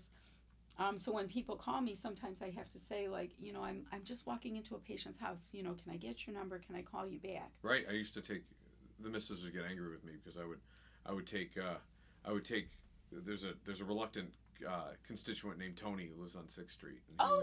You know Tony. Yes, I do. Tony would call me at least once a week for 45 minutes every night, like every time he called. It was consistent. After I wasn't the alderman anymore, he called me a couple more times, and then it kind of fell off. I'm guessing he calls you now. Well, I go around, and when I talk to people, there's some that, it just takes longer because they have things that they want to talk about, and sometimes it's things that they really like. Right. And sometimes it's things that the council can do nothing about, you Sure. know? But if They just want to be it's heard. not, yeah. And and if it's not, listen, I'll still shoot an email out, Right. and say, hey, look, this came up, or, is this something we can talk about? Or if I don't know, I'll ask the other alderman if it's ever come up. Right. Because sometimes I'm like, has anyone ever brought this up before? Or because I'll say, geez, nobody's ever said that to me before. So let me go see if it's ever been an issue before. Right. And, I say, poor John. I keep thinking of just like going back to the giving people the opportunity to speak at the council meeting and stuff. And it's like, it is their time, but it's also not like, it's not like the school board almost got rid of it a couple years ago, like the public comment, and people think it's like this free speech, and it's a good spot to speak, but you got to think it's still somebody else's meeting. It's still a place to conduct business, and that's where open meetings is. There's where your free speech comes in. You get to watch government happen. And so, like, I think Johnny's been getting a lot of flack because he's trying to maintain order at the meeting, and I kind of stuck to it. And I do think we have you to thank for the YouTube, right? Yeah. That was your idea. Because I would set down a 360 camera. I'm probably one of these two tripods here. I would set it down and I would just record it, and there was a big stink at the beginning. It's like, well, we're already on channel 4. It's like, who has cable? Like, so one of the things I learned, and I knew this, is that the YouTube channel is definitely thanks to you, and I think that. And then COVID happened, and we had to do something more formal through the city instead of just like one alderman making a public record and publishing it. They did something more formal just because there was a lot of, I couldn't integrate. I mean, I probably could have, but I wasn't kind of donating that much of my finances to because you had all the Zoom people. Everybody was zooming in at the time, and it was there was a whole pile of it. And then I remember I think I was just getting off the council, or I was off the council by the time they switched over to the what do they call it? Broadcast? It's the broadcast box, the pod box. Oh. Boxcaster. Okay. Yeah, it's the software that they use, and then they bought Sheldon, the mayor's big computer screen and stuff. So, yeah, I mean the transparency is very good. I think that's helping people out. I was watching some town hall meetings from the township of Brighton. Oh. They've caught my interest recently, and they're a small township south of, was it Syracuse? Rochester, and they like I'm sure their stuff is antiquated, but the way they address it, it's like something from the 90s, but it's really cool. They have a camera on every person plus one in the room. Oh. And they have like a microphone and a separate camera. Like they went a little bit I was kind of watching a couple of their meetings, and I thought that was kind of interesting. So it was one of those, like, there's always room to improve. And I think Brighton, I was looking, because one of the things I'm mindful of is the safety of everyone. And when we had those issues, part of what I said, I didn't know what was happening behind me. I was just focusing on whatever was going to happen. I wanted to make sure it was as safe as possible. And I was aware there was at least one student in there, because we have students that come. And so, we have to make sure that things are safe for everybody who comes. And so I think that we need to rethink how we do things in terms of public comment and that. And we are still all of a mind that we want to keep, because not everybody has public comment. Right. It's not a requirement. Right. But I said, it's not a First Amendment issue you're blocking. Yeah. It's your meeting.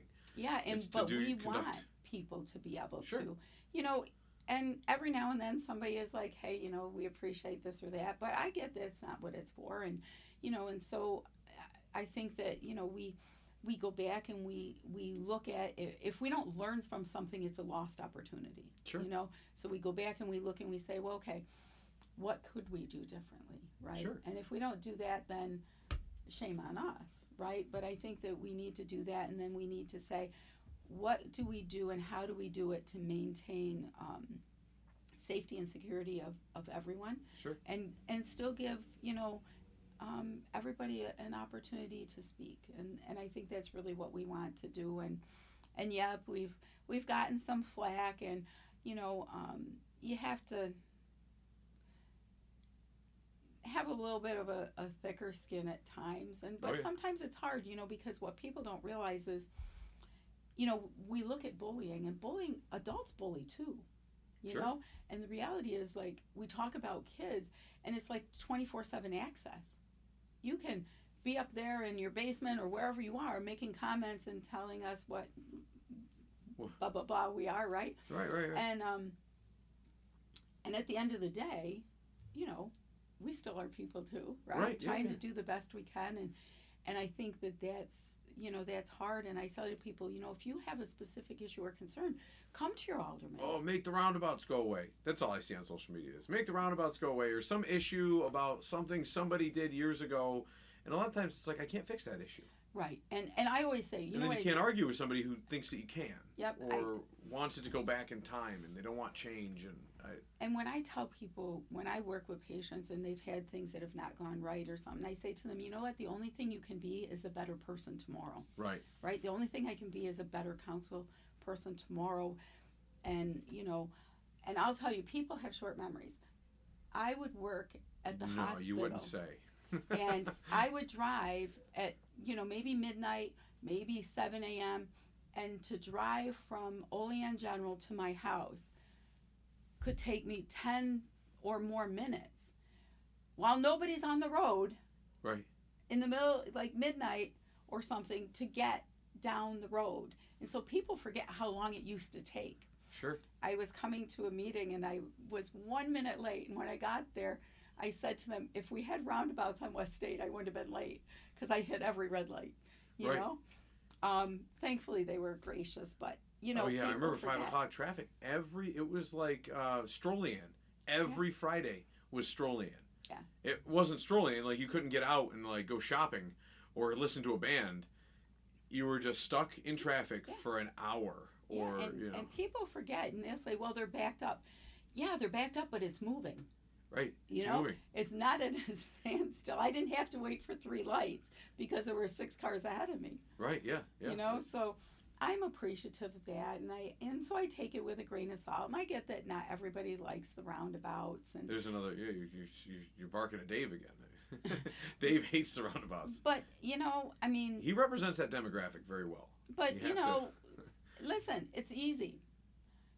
Yield to whoever's in the circle. That's it.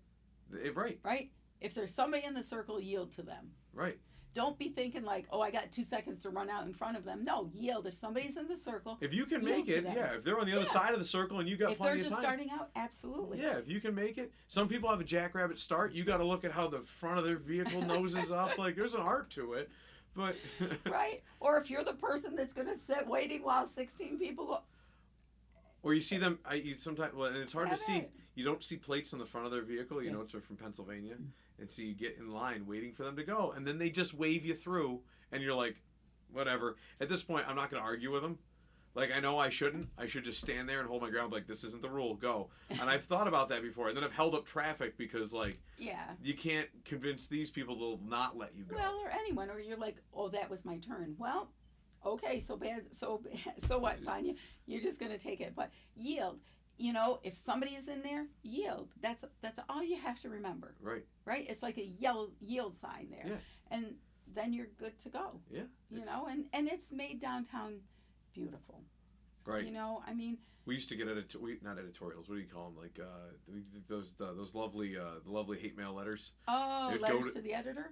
Kind of, but they would go to the mayor, and then he would distribute them down. Oh. So we'd get one, and it'd be like mayor and CC council, but they wouldn't CC the council. They would just send it to the mayor, so the mayor would CC the council. And we'd get some from older residents who would old business owners and stuff that are just, they're set in their ways. You know how many kids you're putting at risk because the roundabout on West State Street, and it's like, what like where's your, but you can't argue back with these letters because you'd spend more time writing letters back to people, then they might not respond, and then you're like, and I'm like, call me, we can have a dialogue. I have literally, because I had a patient in Randolph and one in Olean, from Randolph to Olean, with the exception of Limestone, there's that little dead zone, had to call them back, had a conversation with a resident because they had a concern, right, so in my workday, if I'm driving from Randolph to Olean, absolutely call me. We'll talk about it. If I'm not, and I'm in Olean seeing people, that's not going to happen, but I'll call you back. But yeah, if you got that concern, reach out to your alderman. Right. And we're kind of the first line, so to speak. Right. Right. Bring it up. And, we've had a number of people, and I've had a number of conversations recently about sometimes you can't fix everything. Yeah. And if it's something that I don't think I can, I'm upfront about it. But I'll say to them, look, I don't think there's anything that can be done about this given where it's at right now, but I will go forward. I'll bring it forward. I'll see what I can do. But yeah, and sometimes people will be like, well, that's not what I was hoping to hear. Listen, I same thing I tell my patients, I'm never going to tell you something that is not manageable or doable. I'd rather up front where that is, then you're going to just be disappointed. If I say to you, and then if I can get it to work, sometimes there's there's parliamentary things too. Like, I want a no parking sign next to my driveway, and it's like, listen, we don't do that. You know what I mean? But sometimes you get one that it's like, I want a no parking here at a corner. Yeah. Like, listen, I'll do it. I don't think anybody's going to agree with it, but I'll propose it, and I'll propose it on the floor. And even though it's going to die, it's not going to make it out of committee. At least it's in the record. You made the attempt. Listen, I attempted it. And see, right? Or I have somebody call me who lacks the ability to is really not mobile, and they want a handicap sign in front of their house. It's not manageable because you know what? Then everybody wants one. Right. And then like, what is the determination now? I remember when I was like a kid, you had to be like in a wheelchair. Like, there was a lot more. We're becoming more and more lax. Like, I feel like if you have restless leg syndrome now, you can get a handicap thing for your car. Like, you know what I mean? Where there's people that actually need it. Yeah, and I think there are some people that it's not readily apparent that they have a disability. Sure. Like my aunt has MS. She's in a wheelchair. Yeah. Like she like if somebody told her she doesn't get one, I'd be like, but the restless leg syndrome guy does. You know what I mean? Like, it's one of those. And I think it comes down to doctors and stuff making those determinations. But I think there are some people that you look at and you're like, but we don't know, because some people have horrible pain and really can't walk far, but you wouldn't know to look at them and right, stuff. because they stand so stoically. And so we can't. So I know that I can't help that person out by putting a handicap parking, because there's lots of places that don't have driveways, right. and I'm sorry that you bought a house without a driveway. I'm sorry that you rent a house without a driveway, but that doesn't mean we can put a spot in front for you. Right, yeah, because what happens when you move?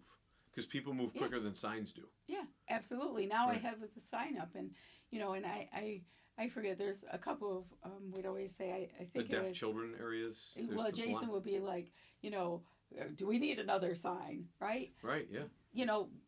Deer, Constitution. Well, but you know what? We know there's deer there, so we should be mindful.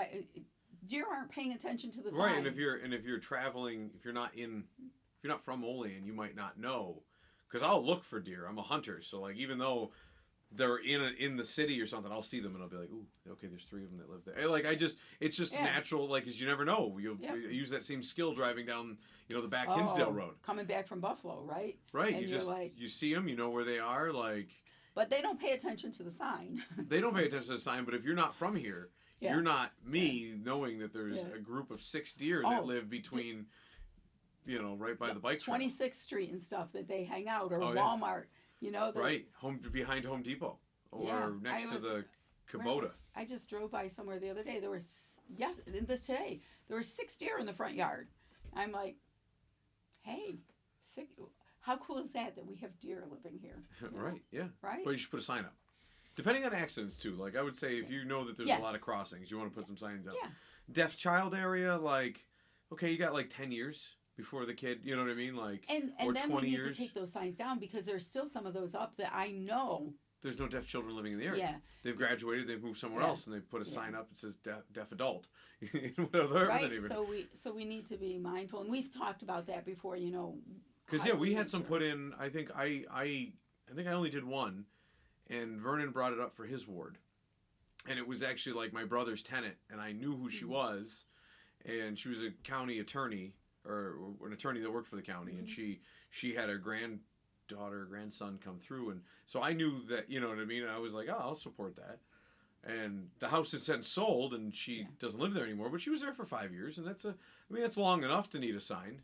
Yeah, and then we need to be mindful then to but if the every sign down. but if every person who's handicapped needed one, like there's not a lot of deaf and blind kids. Right. So, but we want to be responsive to those that are, because but then again, you know, we don't want to put so many signs up that people don't pay attention because there's a sign everywhere. So where do we need them to go? It's kind of the same like the thing. hawk systems uptown. Those someone is crossing. Oh. Those are called the hawk systems, I believe, and they put 2 in. I know Linda Witt wanted like 4 more put in across the city, and it's like you start putting in more of them, people start to disregard them.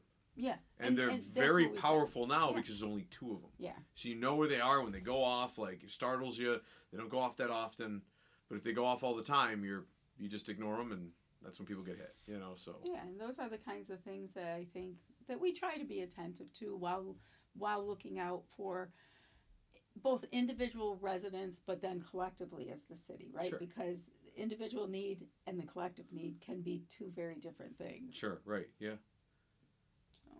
Got anything else?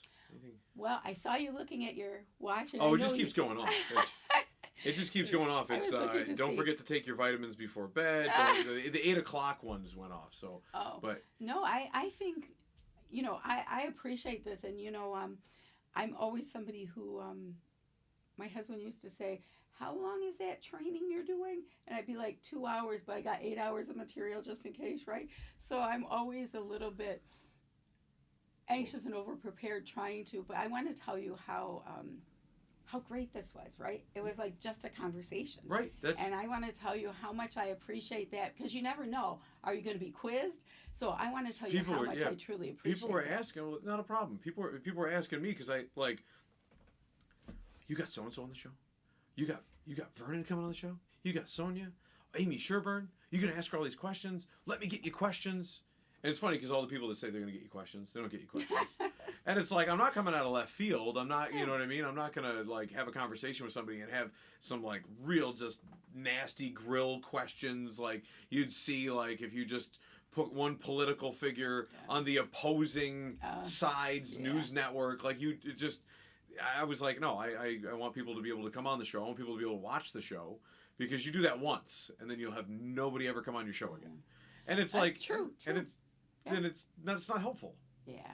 It's not helpful. Like, people keep asking me to get John on the show and ask him what happened at a certain basketball game, and I know that's like, why would I do that? Like, yeah, and people, you know, I think sometimes we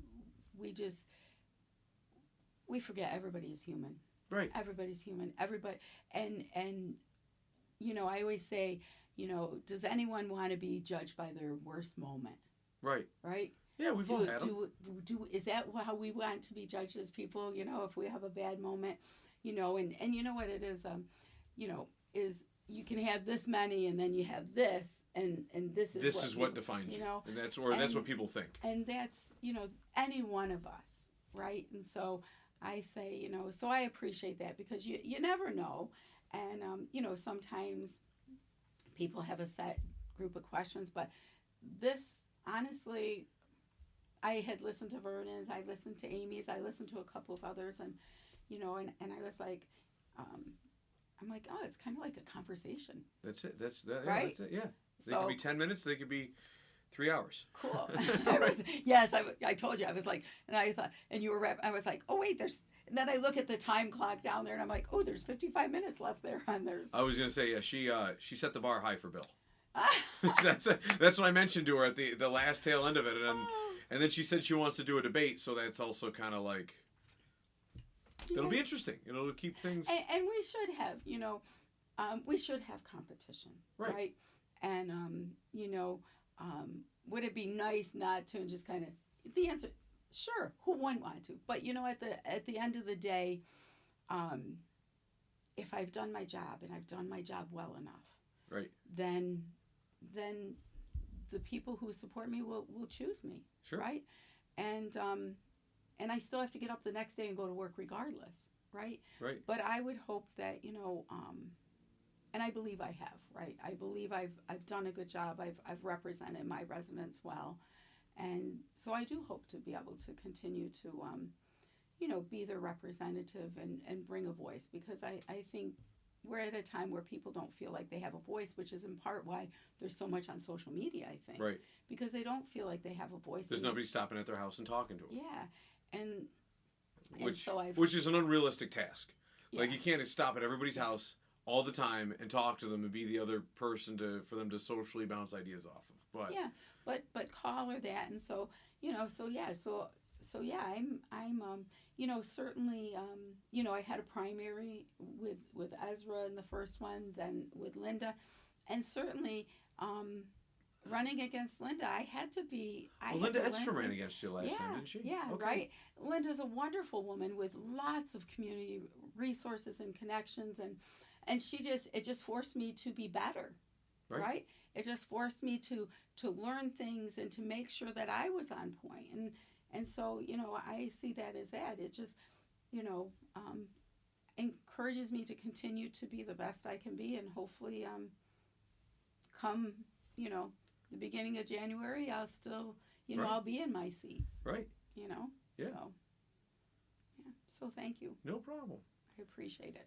Let me, all right, gang. Well, I appreciate you guys watching the show, and I hope this was compelling, and we'll catch you guys tomorrow on Life22. We have a special guest, Kenny Polcari's coming on.